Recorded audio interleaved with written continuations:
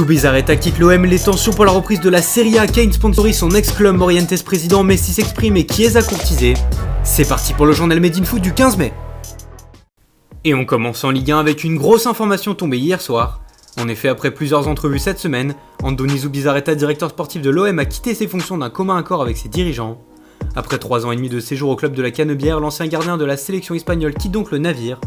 Et le départ du Basque, logiquement suivi par le directeur du scouting Albert Valentin, pourrait bel et bien entraîner un autre d'ici peu de temps. En effet, André Villas-Boas aurait désormais de fortes chances de s'en aller à son tour. Le coach portugais débarqué l'été dernier se sentait extrêmement proche de Zubizarreta et avait même menacé de poser sa démission lorsque le propriétaire de l'OM, Franck McCourt, voulait s'en séparer en septembre dernier. D'après RMC Sport, à la suite de la fin du règne du directeur sportif espagnol, Villas-Boas aurait averti son président Jacques-Henri Hérault sa volonté de démissionner. L'avenir d'AVB s'écrit véritablement pointillé du côté de la Canebière. On file en Italie où la reprise de la Serie A continue de diviser. À 3 jours du retour à l'entraînement, les tensions montent à propos du protocole sanitaire mis à l'œuvre, comme le relaie le Corriere dello Sport. Le gouvernement souhaite mettre en quarantaine les joueurs de toute une équipe si un seul cas positif est trouvé. Tuttosport décrit une révolte contre Vincenzo Spadafora. Le ministre des Sports est ciblé par Naples, la Roma, l'Inter et la Fiorentina.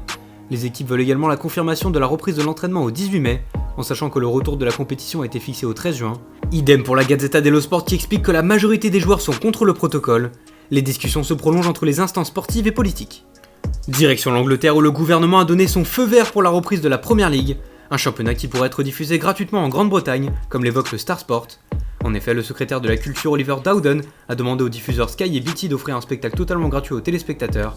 Mais pour le moment, les droits TV touchent plus particulièrement les clubs. Comme le révèle le Mirror Sport, les équipes ont déjà perdu 340 millions de livres, soit 384 millions d'euros, à cause de l'arrêt du championnat pendant 2 mois, des conséquences économiques colossales. Et puis de son côté, Harry Kane fait la une de l'ensemble des tabloïds ce matin. L'attaquant de Tottenham est venu apporter une importante aide financière à son ancien club Leyton Orient, comme le rapporte le Daily Express. 141 000 € ont été payés de la poche du capitaine des Three Lions pour sponsoriser le maillot du club de 4ème division. On enchaîne en Espagne avec un retour sur l'affaire de corruption au sein de l'association des footballeurs espagnols. Au rappel, David Aganzo, président de cette AFE, avait payé 3 000 € pour obtenir illégalement des documents de Futbolistas One, un très réputé syndicat de joueurs ibériques. L'affaire avait alors éclaté mardi dans Marca. Aujourd'hui, le journal sportif publie une lettre des joueurs et joueuses espagnols professionnels qui demandent une démission d'Aganzo et la nomination de Fernando Morientes à son poste. L'ancien monégasque serait le candidat idéal pour remplacer les valeurs des footballeurs, dont l'image est endommagée, comme le souligne Marca. On passe à une page mercato avec l'interview exclusive de Lionel Messi au Mundo Deportivo. Le sextuple Ballon d'Or interrogé sur Lautaro Martinez décrit un joueur très complet.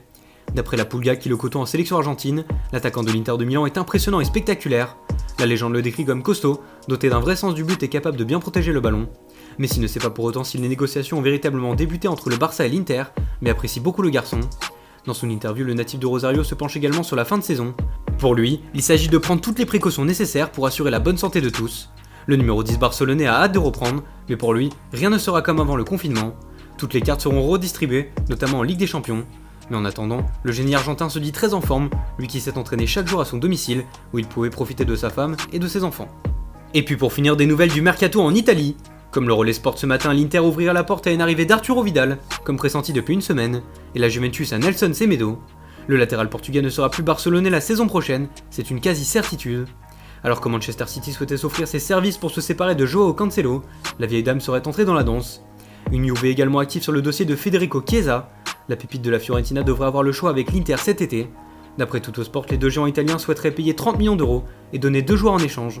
Pour les Nerazzurri, il s'agirait de Rajan Nainggolan et d'Albert, déjà prêtés à la Viola. Pour les Bianconeri, ce serait Rolando Mandragora et Cristian Romero. Reste à voir ce que la Fio va privilégier pour céder son prodige de 22 ans. Merci à tous de nous avoir suivis, n'hésitez pas à vous abonner, à commenter et à liker la vidéo. Et rendez-vous lundi pour un nouveau journal Made in Foot.